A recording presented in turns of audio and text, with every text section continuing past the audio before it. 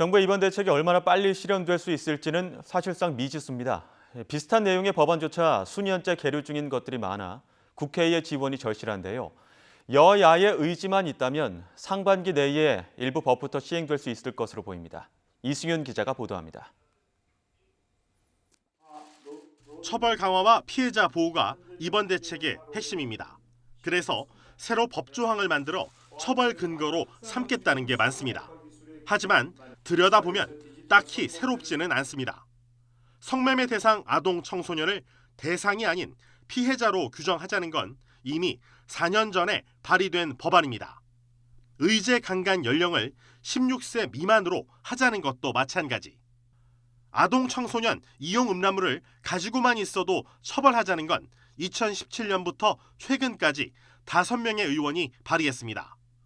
적극적 신고를 이끌겠다며 내세운 신고 포상금제도 최근 발의된 내용입니다. 이렇게 국회 법사위와 여가위, 과방위, 복지위 등 곳곳에서 잠자는 관련 법안만 30개가 넘습니다. 정부가 마련한 대책이 힘을 얻으려면 국회에 입법 지원이 필요하다는 얘기입니다. 그런데 21대 총선을 치르고 20대 임시국회 회기 한 차례만 남겨둔 상황에서 가능할지가 문제입니다. 정부 입법은 대개 아무리 빨라도 국회 통과까지 서너 달이 걸립니다.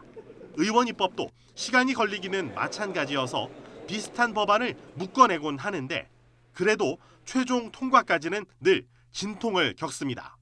이번 대책은 입법 과제가 많습니다. 때문에 꼭 필요한 것만 골라 임시국회에서 처리할 수도 있어 보입니다. 여야의 의지만 있다면 올해 상반기 안에 일부 법부터 시행될 수도 있어 보입니다. YTN 이승윤입니다.